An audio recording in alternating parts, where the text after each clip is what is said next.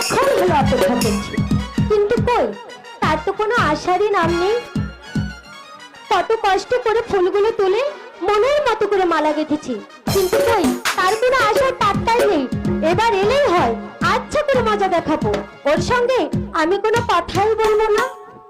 আচ্ছা, এই বিনি সুতোর মালা এখন আমি কার গলে পরাবো?